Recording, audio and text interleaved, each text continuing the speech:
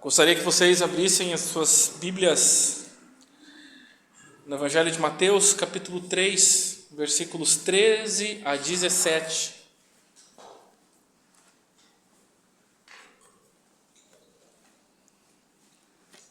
Evangelho de Mateus, capítulo 3, versículos 13 e 17, são apenas esses 5 versos. Diz assim a palavra de Deus: Então Jesus veio da Galiléia ao Jordão para ser batizado por João. João, porém, tentou impedi-lo, dizendo: Eu preciso ser batizado por ti, e tu vens a mim? Respondeu Jesus: Deixa assim por enquanto. Convém que assim façamos para cumprir toda a justiça. E João concordou. Assim que Jesus foi batizado, saiu da água. Naquele momento os céus se abriram e ele viu o Espírito de Deus descendo como pomba e pousando sobre ele. Então uma voz dos céus disse: Este é meu Filho amado, em quem me agrado. Senhor, nós te agradecemos pela leitura da palavra. Agora pedimos pelo teu Espírito de graça, de revelação, de sabedoria e entendimento a todos nós aqui essa noite, para que seja desvelado um pouco mais da beleza de Cristo, da beleza do Espírito Santo, da beleza do Pai, a qual as Escrituras apontam, que o nosso coração consiga enxergar, nossa mente consiga compreender o que mais a Tua Palavra tem para nos oferecer, revelar, ensinar, exortar essa noite. Todos nós colocamos nosso coração diante de Ti, ao mesmo tempo que as palavras sejam faladas, para que o Teu Espírito opere e Cristo seja novamente, grandemente exaltado nesse local. Nós queremos exaltar o Teu nome, desejássimo, e Te agradecer. Amém.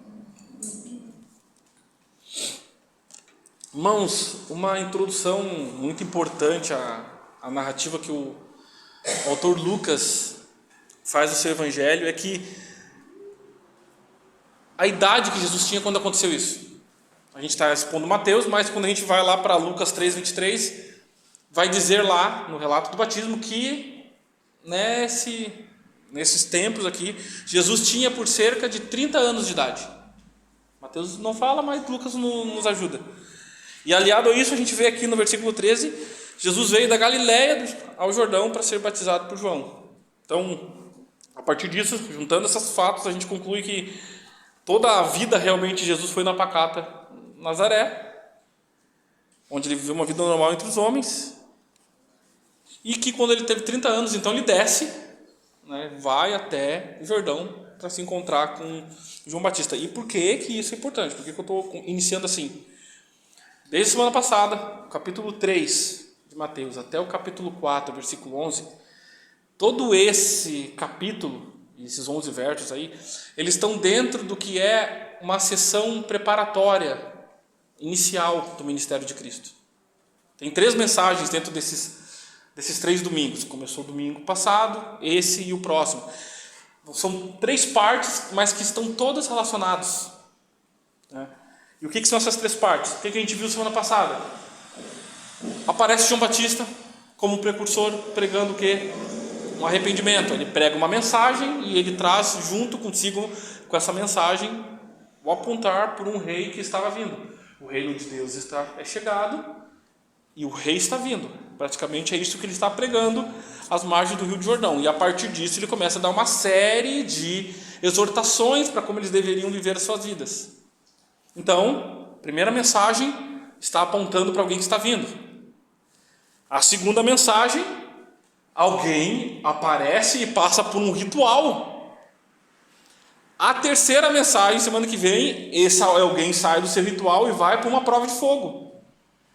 Então, notem, é o início do ministério de Cristo nessas 3 mensagens que está acontecendo. A partir disso, ele tem 3 anos e meio, onde ele vai ministrar e realizar sua missão. Mas notem, tem uma evolução acontecendo aqui, uma narrativa que está progredindo.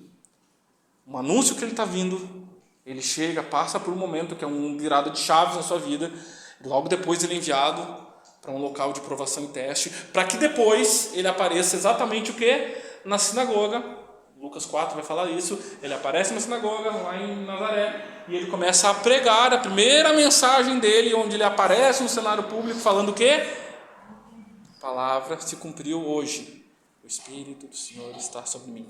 Ali, de fato, inicia-se. E João vai dizer que tem uma passagem lá por bodas, né, de Caná da Galileia. Os outros 3 evangelhos não falam. Então, mas se a gente olhar pela narrativa de Mateus, Marcos e Lucas, a gente vai ver exatamente isso, essa progressão. Preparação, ritual, batismo, teste, missão. Então isso é importante para que a gente, ao decorrer da hoje, próximo domingo, a gente entenda do que está acontecendo. Beleza? Isso se encaixa perfeitamente, irmãos, com o que acontecia no sacerdócio. Lá em Números 4, 3, todo sacerdócio que era levantado para operar, ele era contabilizado, ou ele eram separados e contados a partir dos 30 anos para cima. Então, acredito que não é apenas uma grande coincidência que exatamente o que está acontecendo aqui, que Lucas registra dizendo que Jesus tinha, por que ele pega isso, né? Porque Jesus tinha cerca de 30 anos quando aparece. Ele aparece exatamente o quê?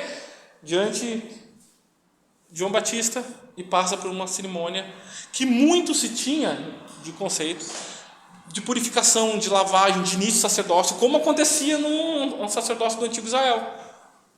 Começava o sacerdócio, era feito o quê? Uma unção, uma purificação para que eles começassem a oficializar o sacerdócio com 30 anos. Então notem que algo está acontecendo, uma mensagem está implícita aqui no aparecer de Cristo. Agora, essas 3 etapas, né, aparecer, ser anunciado, ritual, teste, isso até é bem compreensível quando a gente fala do ser humano, correto? Passar por uma purificação, passar por um teste. Agora, é interessante como essas coisas se aplicam a Cristo, né? Como a gente fica com o pé atrás e fica para nós difícil de entender como que talvez a única pessoa que não precisasse passar por nada disso foi aquele que passou. Porque é isso aqui que a gente está vendo. Vai fazer muito sentido se a gente olhar dessa forma e começar a entender por que João Batista começa a se perguntar e questionar o próprio Jesus, por que ele está se submetendo a isso. Seria necessário ele, Jesus, Filho de Deus, passar por isso, ser batizado nesse tipo de batismo. Ele faria algum sentido para o Filho de Deus? Ser tentado e testado no deserto faria algum sentido para aquele que era divino? A tentação seria válida? Então, todas essas perguntas, elas não são apenas especulações históricas, elas começam, no fundo das implicações que a gente começa a refletir, a gente vai se perguntar realmente, mas Cristo sendo batizado, vamos ter esse mesmo dilema. Vem tu para ser batizado por mim? Que lógica é essa? Depois ele vai ser enviado para o deserto para ser tentado, mas peraí, ele não era só Deus homem, ele não era só homem, ele era Deus. Então, que tentação é essa? É válida? Ela é que nem a nossa?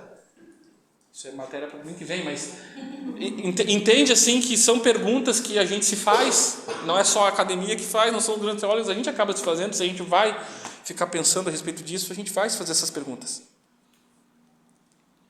Então, assim, pode existir tantas explicações que a gente pode pesquisar para isso, mas um fato é inegável, irmãos. O Filho do Homem aqui, ele voluntariamente se coloca em todas essas etapas conhecidas, humanas e necessárias, porque convém um homem e a mulher de Deus ser aprovado. Ele se coloca exatamente nisso e passa por todas essas etapas que para o homem e mulher a gente entenderia ser necessário.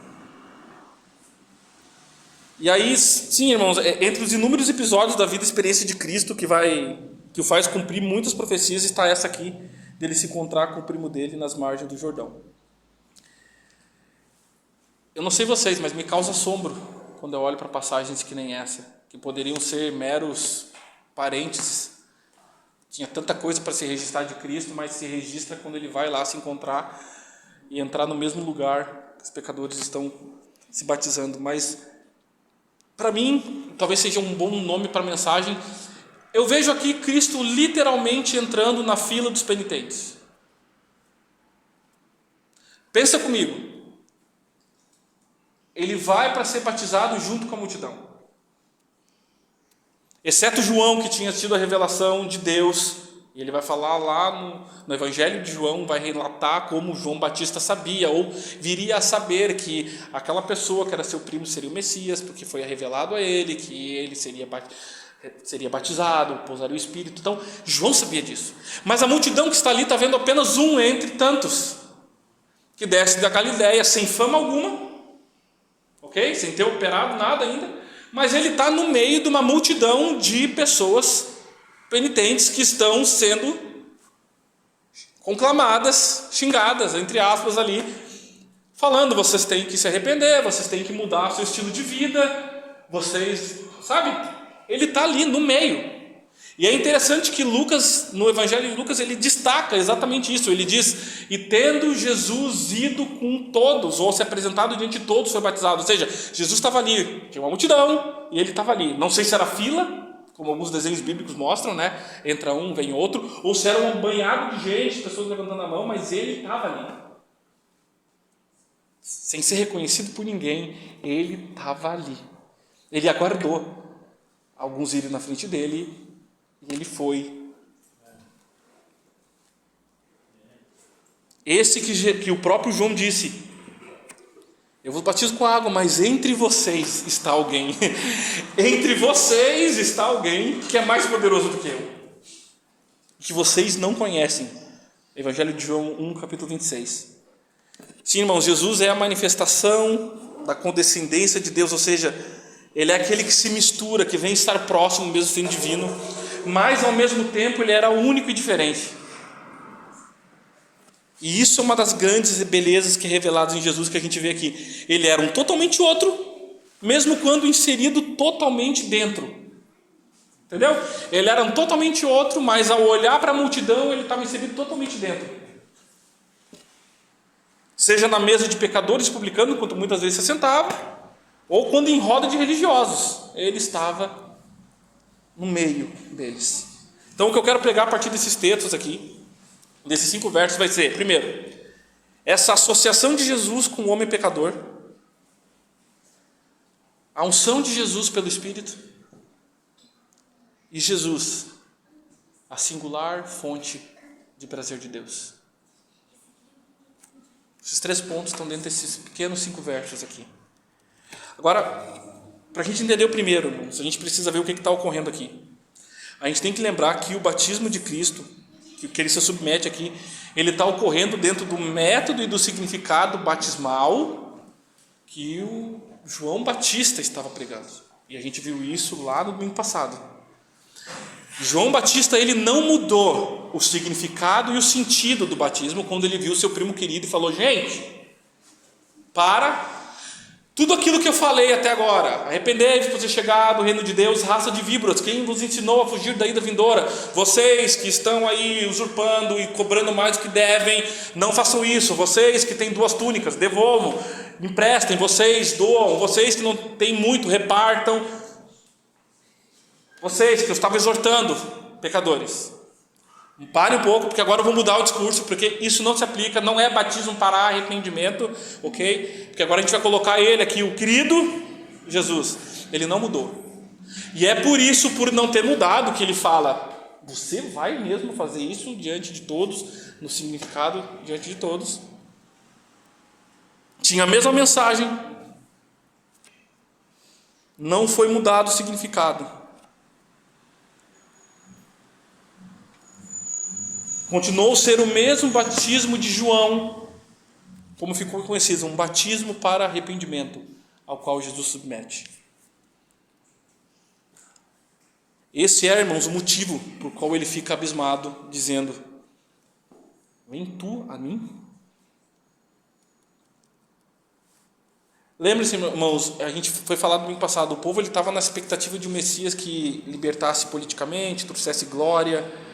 Aí João aparece dizendo o que para o povo? Deus pode fazer até dessas pedras aqui, filhos de Abraão. Não se vangloriem porque vocês são descendência judaica, que vocês vão ser salvos.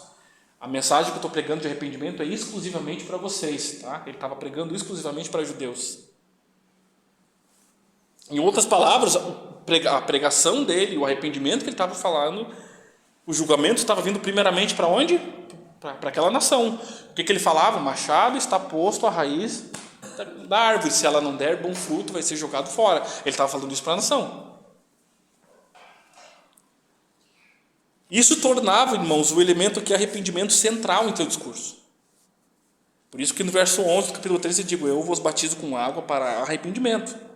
E o que o Lucas falou semana passada? Arrependimento ele era um termo que não indicava só mudança de mente, algo intelectual, mas era a transformação radical de toda a pessoa, que a direciona inevitavelmente para um resultado de vida de boas obras. Por isso que ele começa a falar o que eles, depois que se arrependessem, como que eles deveriam viver, que frutos que eles deveriam evidenciar, como que a gente vai viver? Bom, então façam isso. Ele começou a dizer para o povo, dar as suas exortações pastorais no deserto, dizendo, façam isso, vivam dessa forma.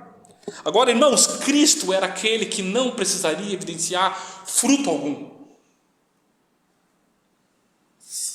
E simplesmente, obviamente, porque os discípulos e todas as pessoas que observaram ele em vida sabiam que ele era a pura manifestação da boa obra em pessoa. Pedro, lá no discurso dele em Atos, vai dizer, esse Jesus, ele andou por aí, fazendo bem a todas as pessoas. Ou seja, o discurso para Cristo não cabia. Cristo ele era aquele que continuamente viveu a vontade do Pai e realizou tudo o que era boas obras. Bom, o que era pregado pelo João também, que eles deveriam confessar os seus pecados, mas irmãos, Cristo era aquele que nunca precisou fazer uma confissão. Você já pensou isso? Ele ensinou seus discípulos a orar e confessar os seus pecados, mas ele nunca precisou experimentar isso, porque ele nunca foi achado um pecado em sua boca. Ele nunca pecou por omissão, ele nunca pecou em pensamento, ele nunca cometeu pecados voluntários, que a gente sabe, cometi, nem me dei conta. Ele não fez nada que maculasse. Então ele, ali diante de um batismo de arrependimento, ele não precisava se batizar por nenhum tipo de erro que cometeu, e muito menos confessar alguma falha.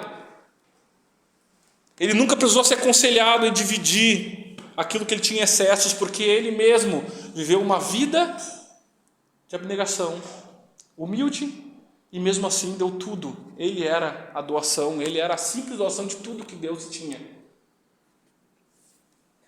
Ele era aquele que nunca exerceu nem sequer um ato ou sua profissão em injustiça, muito menos tentou levar vantagem sobre os outros. Ele nunca foi ingrato. Ele foi aquele que ensinou nós a agradecer a tudo. Ele nunca foi ingrato. Ele nunca acusou falsamente ninguém. Ou seja, irmãos, todas as advertências que estavam sendo dadas naquele contexto do batismo, para que eles pudessem entrar em paz com Deus e se livrar da ira vindoura, não servia para aquele homem de natureza divina.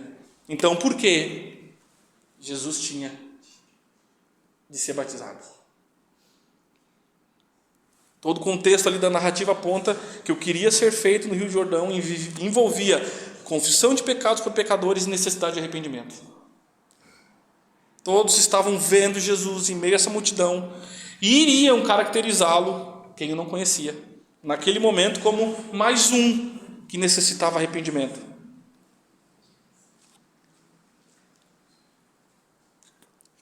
O que eu acho disso? Porque eu acho que ele tinha. Meu chute claramente ao fazer isso, ao se dispor do batismo, Jesus começava e se colocava na posição idêntica ao que convinha os homens. Começa aqui, já no início do ministério dele, o assemelhar-se com aquilo que ele depois viria a consumar na cruz como substituição. Por isso que João resiste. Eu não sou digno nem de levar as sandálias dele. Eu preciso ser batizado por ti, mas tu vens a mim. Irmãos, veja que estão sendo falados de 2 batismos aqui. Ok? Quando João fala, você veio para ser batizado por mim, mas eu preciso ser batizado por você, não é o mesmo batismo. Ele vai falar, isso que ele vai falar depois, no contexto da mensagem domingo passado. Vem um que vai batizar com o Espírito Santo e com fogo. Cristo tinha um batismo que era caracterizado por João aqui como superior. Por isso que ele fala, você é mais poderoso do que eu. O comum, o modus operandi era o quê? O maior batizar o menor. Correto? O discípulo ser batizado pelo mestre. Essa era a ideia. Eu me submeto ao que você carrega. Era assim. E o que está acontecendo aqui na cabeça de João é algo totalmente lógico. Você, com um batismo superior, maior do que eu, vai se curvar e imergir aqui nas águas, e eu vou pronunciar sobre você as palavras que eu estou pronunciando sobre essa galera toda.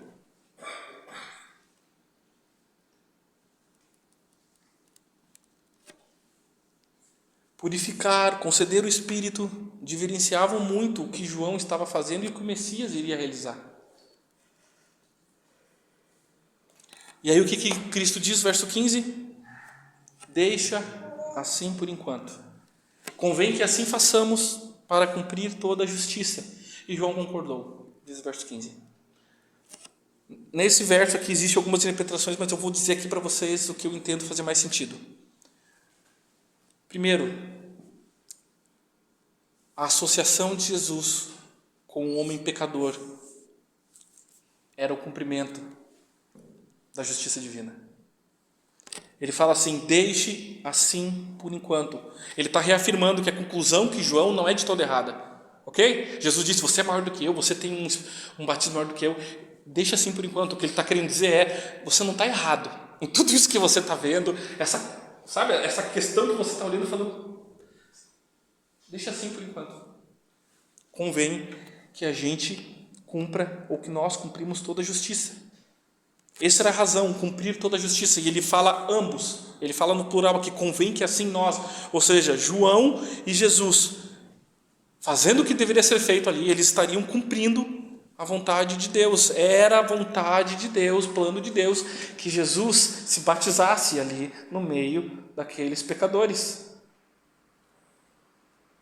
Como eu disse anteriormente, existe o fato de Jesus estar se assemelhando, ou vou já escolher outras palavras aqui que vai fazer sentido, se colocando no papel de uma pessoa, de um ser, de um servo obediente, pois a figura de se tornar um servo é se colocar como obediente à vontade de seu Senhor. Jesus começa aqui, já no início do seu ministério, a cumprir, a entrar naquele grande papel de Isaías 53 e inúmeros profecias a respeito do servo.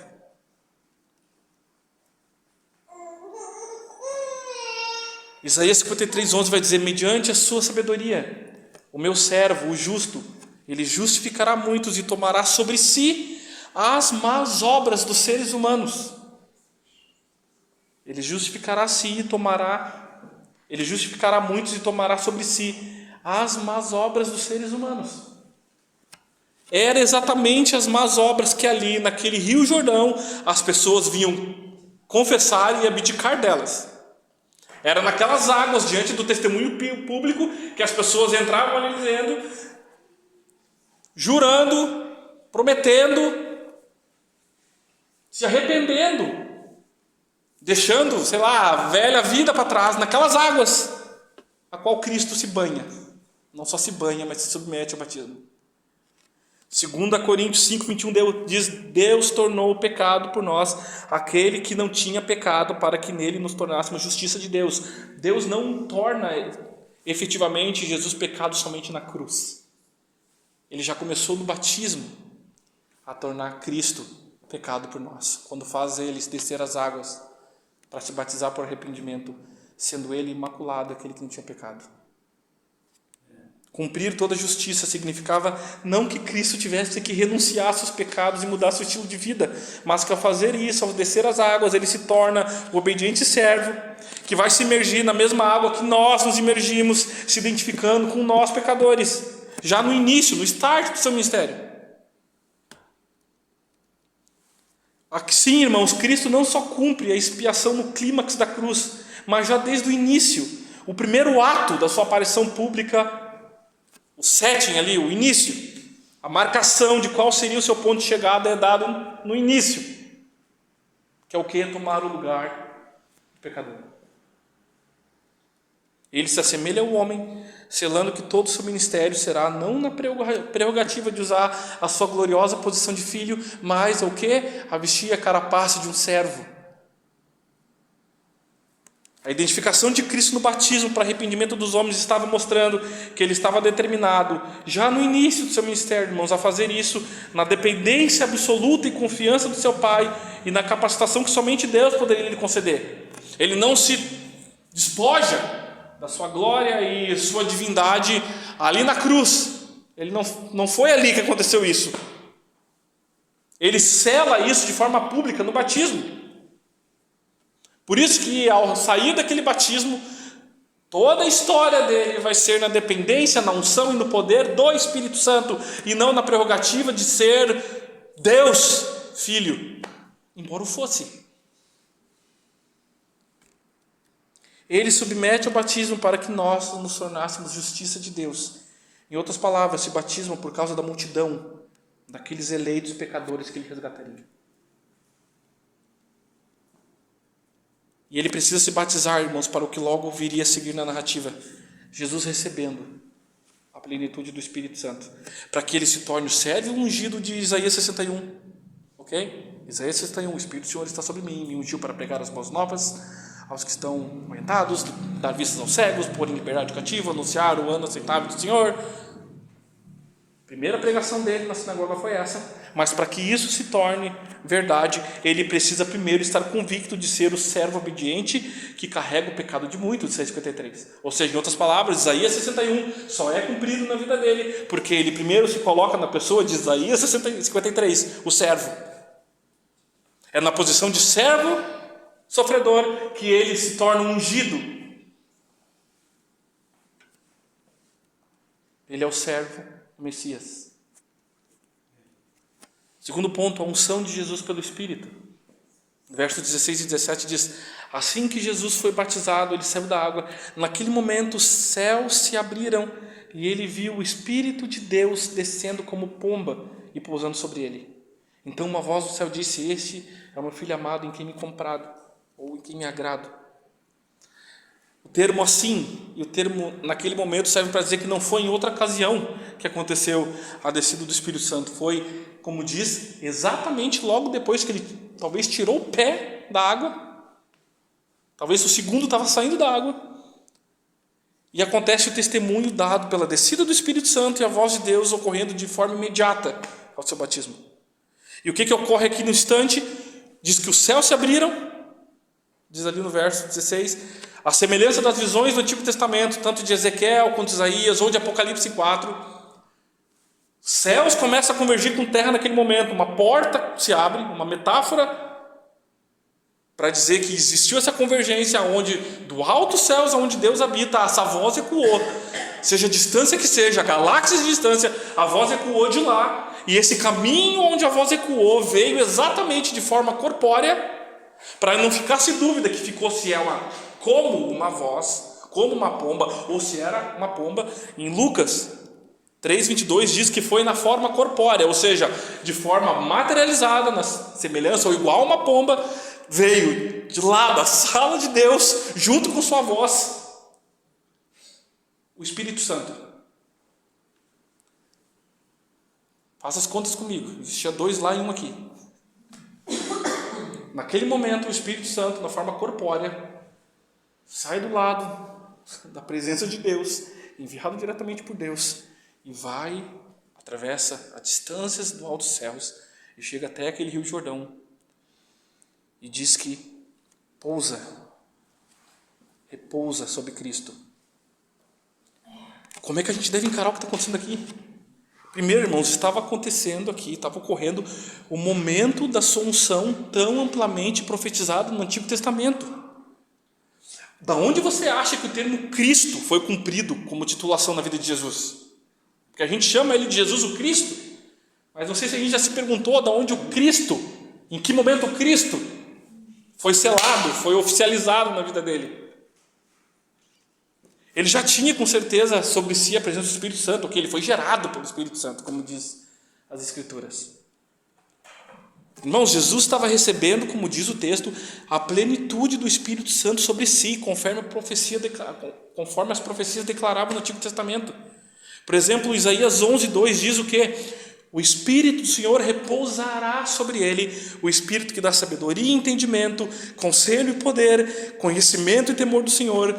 Ele se inspirará no temor do Senhor, ele não vai julgar pela aparência, não vai decidir com base no que apenas ouviu, mas com retidão julgará necessitados, tomará decisões em favor dos pobres, com suas palavras, como se fosse um cajado, ele vai ferir a terra. Com o sopro da sua boca matará ímpios, a retidão será a faixa do seu peito e a fidelidade do seu cinturão. Está totalmente relacionado à assunção, à própria definição do que seria Cristo ou Messias. Irmãos, era imprescindível que o servo, na sua missão, para que ele tivesse êxito, ele fosse dotado, como diz o texto aqui, com toda a capacidade que o Espírito Santo pudesse conceder, para que ele realizasse maravilhas que ele realizasse, que ele fosse mais sábio do já nascido do homem, se ele fosse o mais temente e obediente a Deus, que ele não olasse julgando a aparência, mas ele fosse revestido de retidão. Tudo isso era imprescindível para que acontecesse, que o servo, que todos entendiam nas Escrituras que era uma figura, que era um homem, por isso chamavam de servo, que esse servo fosse totalmente ungido pelo Espírito do Senhor. Por isso que é difícil, muitas vezes, a gente distinguir que o que Jesus operava era porque ou ele era filho de Deus, ou ele estava sobre o poder total do Espírito Santo. As Escrituras vão pender muito para dizer que tudo o que ele fez foi porque a unção do Espírito Santo estava sobre ele. Isaías 61 descreve tudo o que Jesus estava fazendo, curando, abençoando. Por quê? Porque o Espírito Santo me ungiu para fazer isso. O que está acontecendo aqui, além dessa unção de Cristo? Irmãos, o Espírito Santo está estreando, repousar totalmente dentro do ser humano. Deixa eu explicar um pouco isso com outros textos. João 1, versículos 32 a 34. João 1, versículos 32 a 34 diz assim: então João deu o seguinte testemunho. João Batista agora está falando o que está vendo, ok? Não é o Gerson. Eu vi o Espírito Santo descer do céu como pomba e permanecer sobre ele. Eu não teria reconhecido se aquele que me enviou para batizar, ele está falando a respeito do chamado dele diretamente por Deus, da revelação que Deus deu, se aquele que me enviou para batizar não tivesse me dito: aquele sobre quem você vira o Espírito descer e permanecer, este é aquele que batiza com o Espírito Santo. João fala: eu vi e testifico, este é o cara. Quando João afirma que o rei que viria após ele batizaria com Espírito e fogo, ele sabe dessa informação pela própria revelação divina que foi lhe dada.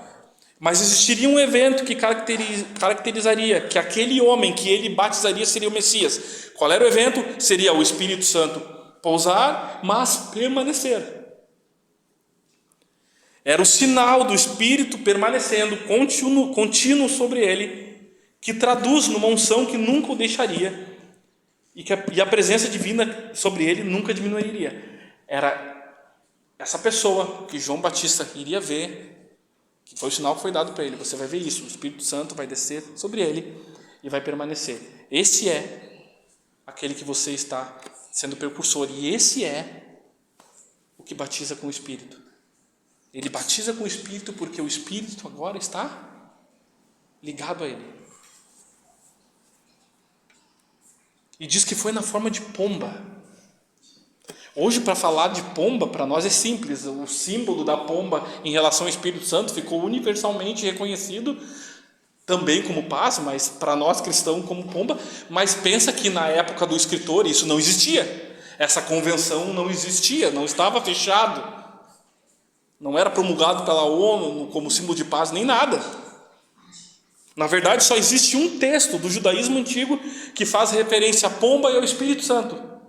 E esse texto era a tradução aramaica de Gênesis capítulo 1, versículo 2, que falava que no princípio Deus criou os céus e a terra, e o Espírito do Senhor pairava sobre a face das águas. O termo lá, pairava, significa bater as asas. Os judeus, quando foram traduzir a versão hebraica para o aramaico, para eles manter a imagem vívida do que estava acontecendo, eles escreveram: e o Espírito Santo pairava sobre a água como uma pomba. Era o único texto na época deles que existia que fazia relação entre o Espírito Santo e pomba. E aqui, irmãos, abre aspas, aliás, não é parênteses, pomba não é pombo. Nós conhecemos o pombo, que fica lá no centro de Porto Alegre, lá, aquele monte de pombo, que tratam como praga, né? Mas aquele lá é o pombo. Pomba é a mais rara. Depois do 7º dia da criação, a gente vê esse relato do verbo repousar usado para Deus. Deus descansa dentro da própria criação que Ele cria. Então, na narrativa de Gênesis, o Espírito Santo, ele é aquele que está procurando algo para pairar, para repousar. Quando é colocado em ordem, quando é criado todas as coisas e fechada a criação com o homem, Deus agora repousa dentro da criação que Ele criou para se relacionar com ela. João, irmãos, aqui está querendo dizer algo, porque desde o início do seu evangelho ele começa a olhar e narrar novamente Gênesis, mas agora introduzindo a figura de Cristo, dizendo, no princípio era Deus, ele estava com Deus, o Logos. Então, quando João começa a narrativa, ele está olhando para o início, e ele está inserindo exatamente Cristo onde deveria estar. E agora olha o que ele diz em João 3,34, voltando ao evento do batismo. Pois o enviado de Deus fala as palavras de Deus.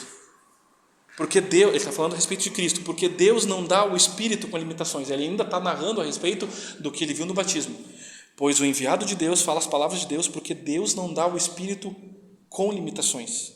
João está dizendo que o que veio em forma corpórea, pousou e permaneceu sobre Cristo, não era a parte, ou uma porção, ou sabe, aquilo que acontecia no Antigo Testamento, uma porção que vinha sobre pessoas, capacitava. Ele está dizendo que aquele que falou as palavras de Deus foi lhe dado o Espírito sem limitações, ou seja, não existiu parte do que é Deus Espírito Santo, ou o poder, ou a capacitação, ou parte daquilo que a gente leu em Isaías 11, o Espírito de sabedoria, entendimento, poder, não existiu alguma parte que ficou de fora. Toda a plenitude do Espírito Santo foi colocado em forma corpórea em Cristo, permaneceu sobre ele. Todo, se a gente pode dizer assim, não tirando a pessoalidade do Espírito Santo, mas todo o Espírito Santo foi colocado sobre Cristo, não uma parte, como era comum nos profetas ou nos juízes do Antigo Testamento. Irmãos, o Espírito Santo permaneceu em Cristo sem limitações. E aos olhos de João e das testemunhas, Cristo nunca perdeu essa unção que estava sobre ele, nunca se afastou, nunca afastou sequer um mínimo do Espírito Santo que habitava nele, porque ele foi dado como sinal, você vai ver, vir sobre ele e permanecer, e não veio parte, veio plenitude sobre Cristo. Em outras palavras, em Jesus o Espírito Santo se sentiu em casa quando repousou sobre ele. Ele encontrou a morada, o ser humano perfeito, e permaneceu completamente sobre ele durante todo o tempo de ministério de vida, até que somente quando Cristo fosse glorificado, ele disse, se eu não for, eu não posso enviar. Ou seja, ele só liberou e derramou o Espírito sobre a igreja depois que ele estava do lado do Pai. Durante todo aquele tempo, o Espírito Santo permaneceu concentrado, convergido, contido em carne e osso, um ser humano, Jesus. Deixa eu lembrar, porque talvez o animal escolhido dentro da sabedoria de Deus tenha sido a escolha da pomba. Você já deve ter ouvido, o Ângelo até pregou isso aqui na última vez que ele veio, a diferença entre pomba e pomba. As pombas, elas são pacíficas, silenciosas, hipersensíveis a barulhos, têm medo de humanos, não se alimentam de porcaria, ou seja, tudo ao contrário do pombo, que são bravos, se associam com humanos, comem porcarias, não são tão sensíveis. Você pode até passar e quase chutar eles, se você passar no meio da multidão deles. Pomba, você mal se aproxima, ela já foi. Eu acredito que ser em forma de pomba e não pombo era a decisão intencional de Deus para mostrar que a pessoa da Trindade, o Santíssimo Espírito, ele poderia ser facilmente entristecido, apagado, e o desafio para quem o recebesse seria exatamente evitar entristecê-lo e apagá-lo após a união com ele. Não é o fato que ele, uma vez unido, deixaria, mas que uma vez unido ele o ficaria a ponto de ser entristecido, porque está próximo.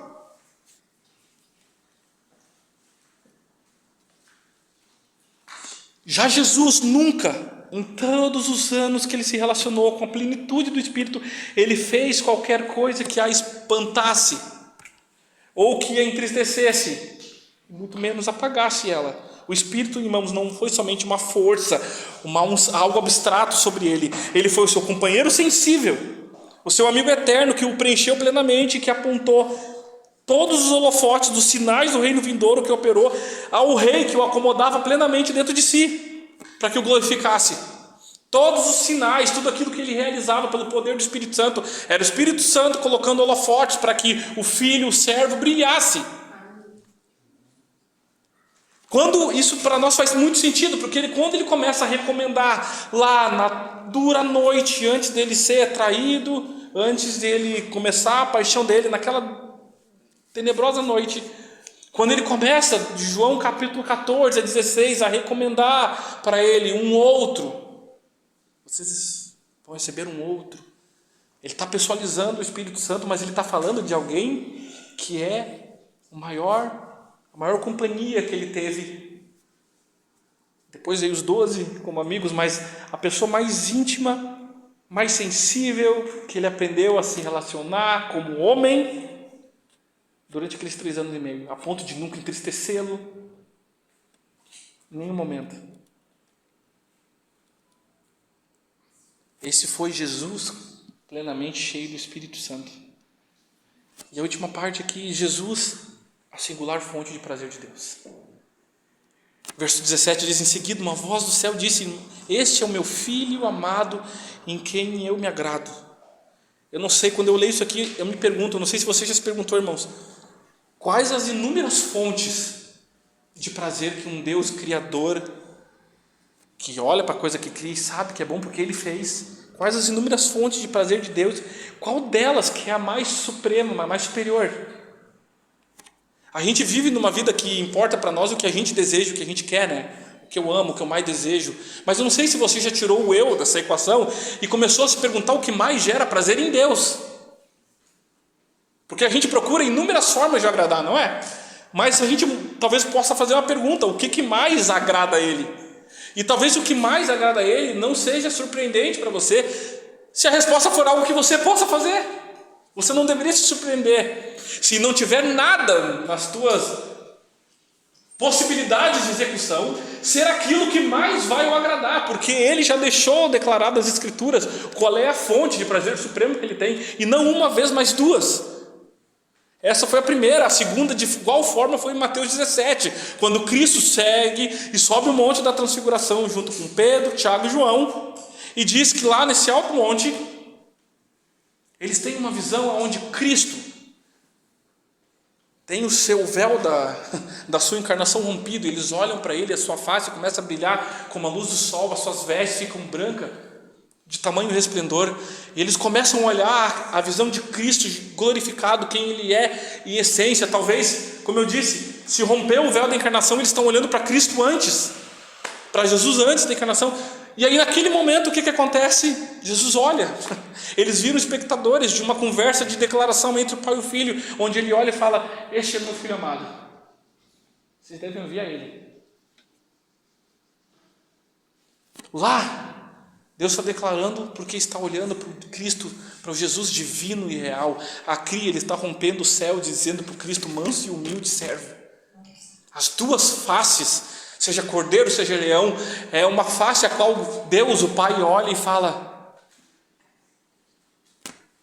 olhem para a mesma fonte de prazer que eu tenho.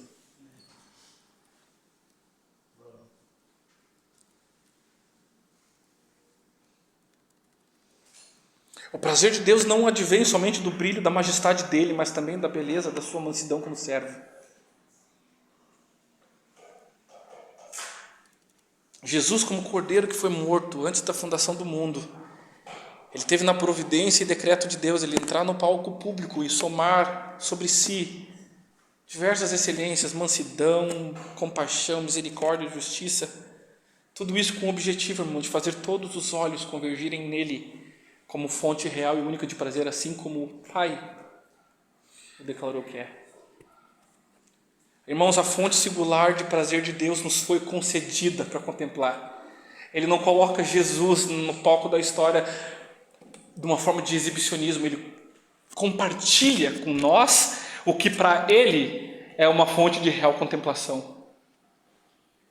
Estamos diante do tesouro particular de um Pai que o resolveu compartilhar conosco, com todas as suas criaturas, o que lhe é a mais pura fonte de inspiração. Sabe para quem Deus olhava quando criou o homem? Sabe para quem Deus falava quando dizia, façamos o homem como a nossa imagem e semelhança? Ele não olhava para o barro, ele olhava para o outro. Embora Cristo fosse, irmãos, mais um entre aquela multidão na fila dos penitentes, isso ocorre logo após o batismo, para não deixar dúvida de que Jesus, embora descesse a água com pecadores, ele também se diferenciasse deles como natureza. Deus Pai fez uma declaração que o distingue. Poderia ter dezenas de pecadores descendo aquelas águas naquele mesmo instante, todos se arrependendo, se convertendo, mas para não deixar dúvidas de que aquele ali não era somente mais um, todos que estavam lá viram isso acontecer. Vocês estão se convertendo, vocês estão se arrependendo, legal, mas este é o meu filho amado. Marcos e Lucas vão dizer, tu és meu filho, mas Mateus registra este, fazendo distinção clara entre Jesus e a multidão. Claro, tem todos ali entrando nesse balaio de gato dessa água, mas este aqui, ele é diferente. As palavras continham a afirmação do prazer de Deus singular pelo seu unigênito, quanto que descrevia o cumprimento da profecia de Isaías 42. Eis o meu servo, a quem sustento, o meu escolhido, em quem eu tenho prazer. Eu porei nele o meu espírito, e ele trará justiça às nações. Não gritará, nem clamará, nem erguerá a voz nas ruas. Não quebrará o caniço rachado, não apagará o pavio fumegante. Com fidelidade ele vai fazer justiça, não vai mostrar fraqueza, nem deixará de se ferir até que estabeleça justiça sobre a terra. Em sua lei as ilhas, ou as nações, os gentios, vão botar sua esperança. Ali estava o compromisso especial que Deus teria com aquele que assumia a posição de servo, sendo filho eterno no gerado. Eu tenho prazer em ti, eu me agrado em você. Irmãos, era como se Deus estivesse reagindo. O que você está realizando, aquilo que você está submetendo, por mais que o seu próprio povo rejeite, e você chega a chorar sobre Jerusalém, tentando reuni-las a mim, a sua atitude de humilhação lhe confere maior admiração ainda do que eu já tinha por ti. Paráfrase minha. Essas são as palavras que rompem a maior distância, nunca calculada e impossível de ser mensurada, direto da sala do trono que irrompe nas margens do rio.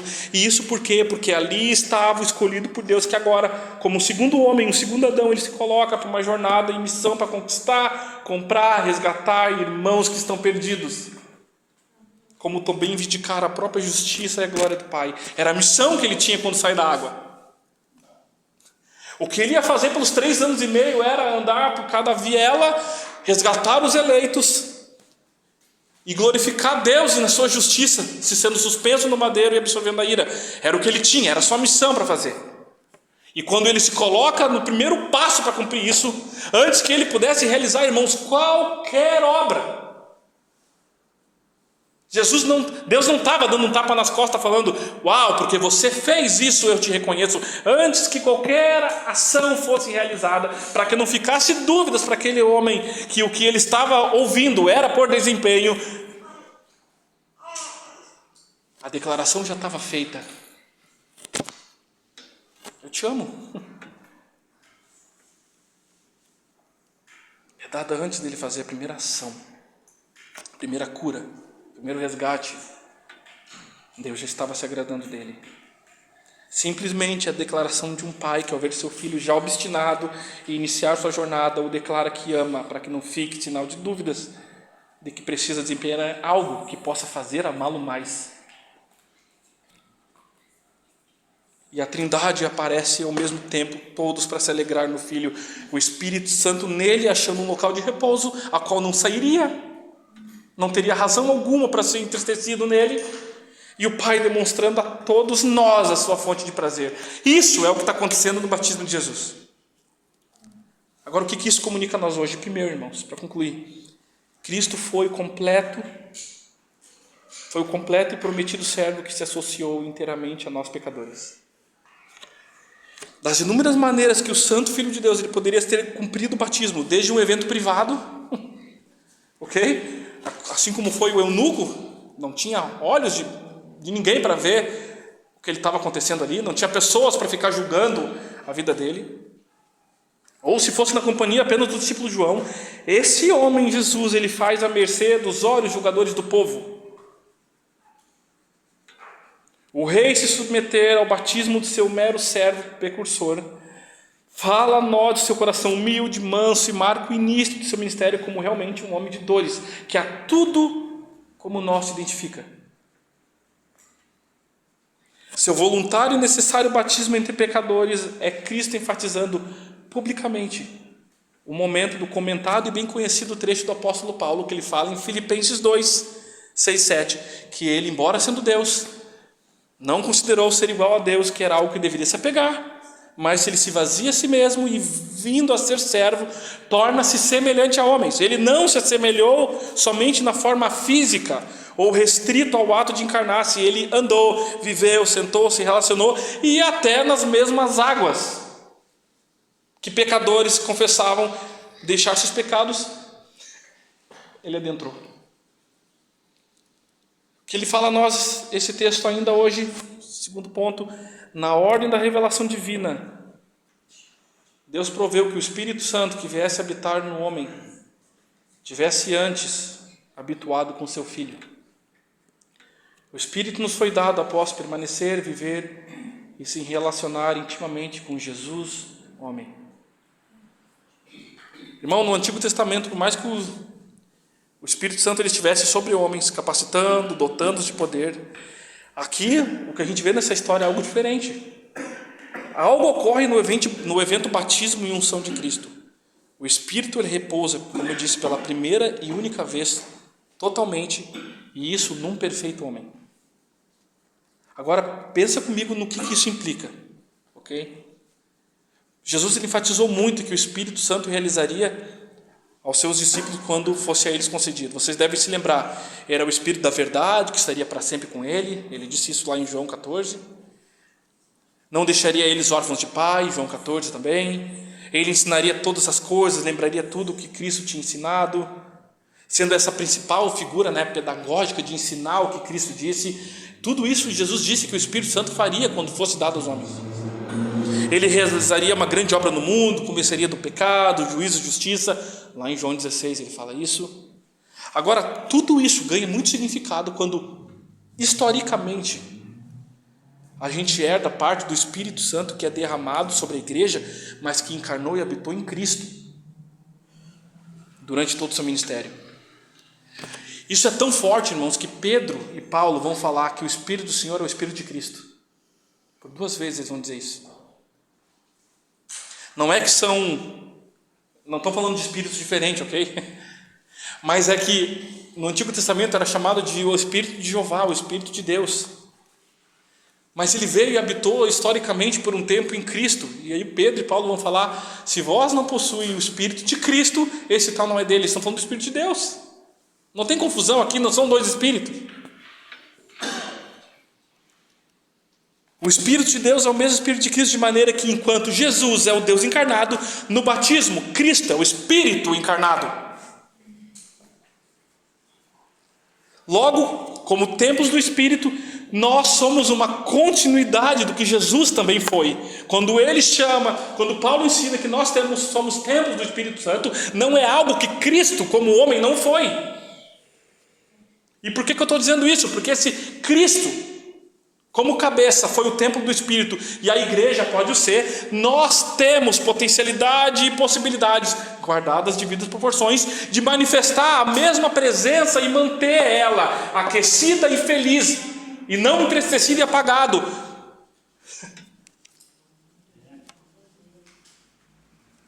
Porque ele foi templo antes de nós sermos templo. Jesus nos confiou o tesouro da sua vida para que nós o guardássemos como templo, quando prometeu que o enviaria. Nosso cabeça Cristo sabe manter o Espírito queimando no homem, e devemos aprender dele, com sua temperança, mansidão, humildade, postura, a de fato, como diz a brincadeira, não espantar a pomba.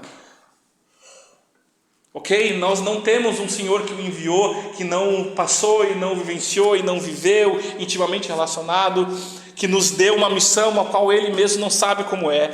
Ao contrário, nós temos sobre nós, vivendo no interior de nós, algo que aprendeu a viver com Ele, que viveu com Ele.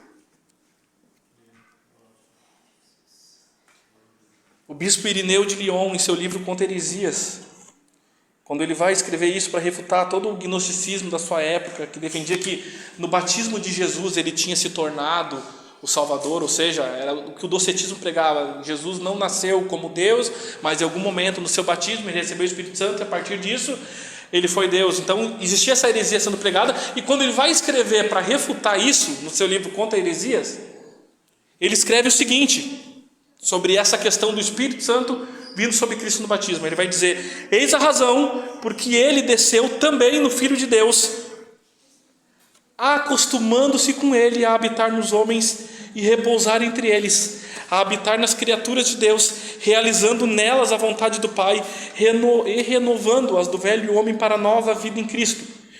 O que ele está dizendo para Irineu: a obra que o Espírito Santo realiza hoje no nosso interior, de dentro para fora, era fruto ou estava relacionada a esse tempo de estadia ou ter estado habitando perfeitamente no perfeito homem. Irmãos, eis o que eu digo: podemos confiar que o Espírito Santo que nos foi concedido sabe o que nós, como homens ou mulheres, criaturas de Deus, precisamos mudar para sermos transformados, para refletir devidamente a Cristo. Você não é o primeiro homem. Ele não está estagiando em te transformar. Ele não veio diretamente da Trindade sem primeiro antes desenvolver uma perfeita união com um homem. E o terceiro e último, o Espírito Santo ele é concedido pelo Senhor para a continuidade da mesma obra que ele direcionou aos seus discípulos. O que eu quero dizer com isso? Irmãos, a igreja primitiva ela encarava o batismo de Cristo e o recebimento do Espírito Santo como a capacitação e revestimento de Deus para que Jesus cumprisse a sua missão no mundo. A gente não fala muito sobre isso, né?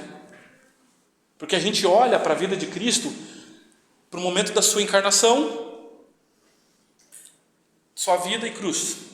A gente não consegue olhar para esse evento do batismo, a gente nem prega muito sobre isso, mas a gente não consegue olhar para esse evento aqui sendo um momento onde é concedido ao Cristo, ao Jesus, poder para que ele faça, revestimento e poder para que ele faça a missão no mundo.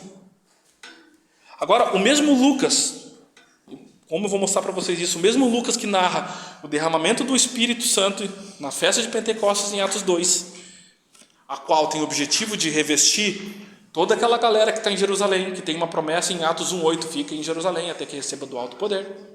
Então eles estão lá e o Pentecostes acontece para revestir a igreja que estava nascendo, para irem para todas as nações como testemunhas, ou seja, revestimento de poder. É isso que está acontecendo ali. O mesmo Lucas que narra isso, ele vai testemunhar que o batismo de Cristo e no recebimento do Espírito em forma de pomba, que se deu o momento do revestimento de Cristo para a sua missão. Eis o que Lucas vai registrar em Atos 10, nas próprias palavras de Pedro.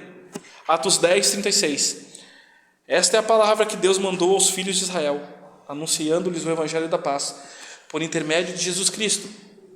Este, portanto, é Senhor de todos. Jesus. Verso 37. Essa é a palavra,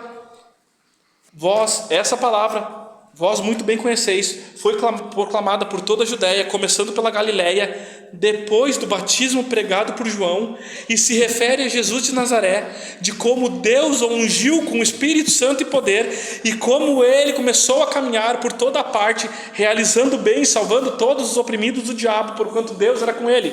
O que Pedro está dizendo? Que Deus ungiu a Cristo com o Espírito Santo e poder, verso 38, e que isso aconteceu antes que ele caminhasse por todos os lugares. Quando é que isso aconteceu? Que cerimônia que a gente perdeu nas Escrituras onde isso aconteceu? Que ritual foi esse que Pedro se refere, onde Jesus foi dotado de força e poder? Mas ele já era filho de Deus quando nasceu da encarnação. Mas Pedro está dizendo que ele foi dotado de Espírito Santo e poder em algum momento. Foi exatamente no início do seu ministério, antes que ele caminhasse por todas as ruas fazendo bem a todos, no batismo. Agora, muito bem, e qual a relação com nós? Por que estamos aqui às 10:09, no domingo, falando sobre o evento do batismo e redenção de Cristo? O que isso significa para nós? Simples, irmãos. O Pentecostes para a igreja, como revestimento, procede da experiência pneumática de Cristo na sua missão. Deixa eu explicar, em outras palavras, Jesus, quando comissiona os seus discípulos, espera que sejam revestidos e aguardem serem capacitados e ungidos pelo mesmo Espírito Santo de poder que esteve sobre ele, para fazerem a continuidade da missão que ele fez. Pentecostes existe para tornar Isaías 61, o Espírito do Senhor está sobre mim, o Espírito do Senhor está sobre o meu corpo.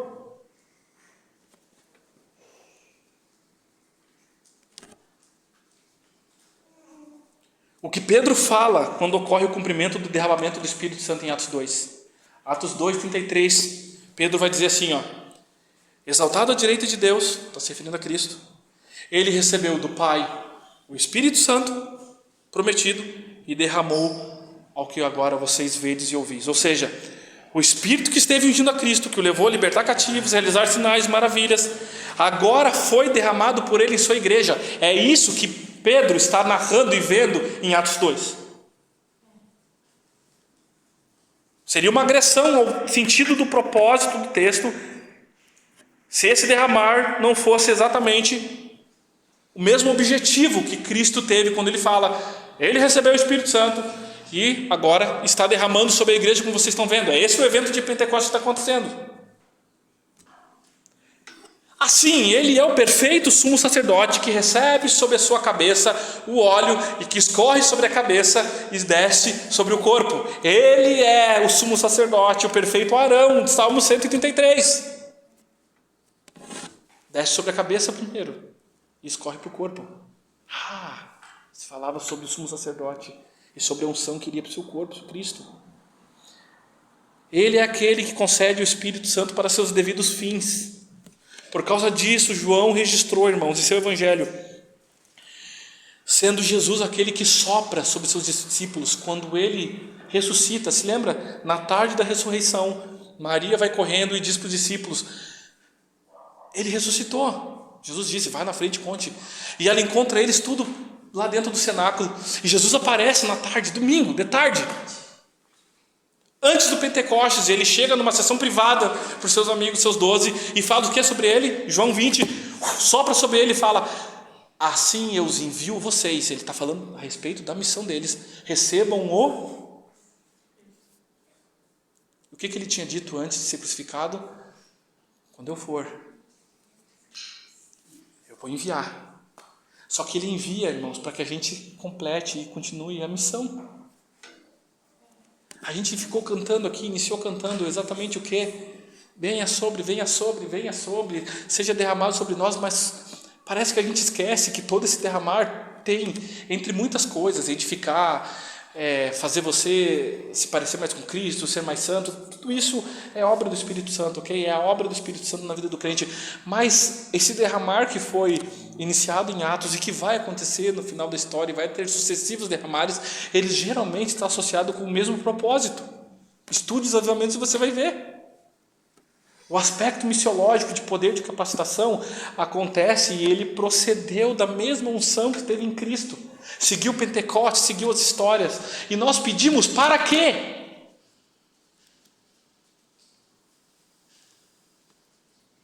Para que nós pedimos? Qual o propósito? A gente pede para ser plenamente revestido, irmãos. Temos que ser bem sinceros. Talvez tenhamos pedido a coisa certa, com o propósito totalmente o avesso. Ou pior ainda, sem propósito algum. Sendo que devidamente foi prometido, e Ele mesmo enviaria e sopraria sobre nós, para a gente ser enviado como Ele foi. Eu sinto que essa alienação é algo que a gente precisa orar e colocar sob oração, ok? Eu quero encerrar por aqui, mas eu sinto de orar exatamente por isso com todos vocês. Porque entra clamor, sai clamor. E a pergunta que nós temos que fazer é se o nosso desejo nobre e puro de pedir para que Ele derrame sobre nós, cantamos aqui, vem fazer o quê? O que está escrito em Joel. Mas o que está escrito em Joel? O que se iniciou em Atos? Envolve o comissionamento, envolve missão, envolve propagar o Evangelho, envolve tudo isso, mas é para isso que a gente pede ou é para qualquer outra coisa menos isso? Porque não foi sobre esse propósito que Deus ungiu a Cristo com a plenitude do Espírito, e não foi com esse, diferente desse propósito que Ele derramou sobre a igreja em Atos, e não vai ser, eu não acredito sobre esse propósito que Ele vai fazer derramares sobre a história. Nós precisamos rever qualquer tipo de alienação que a gente possa ainda ter sobre a questão do porquê desejamos aquilo que pedimos. Vamos orar?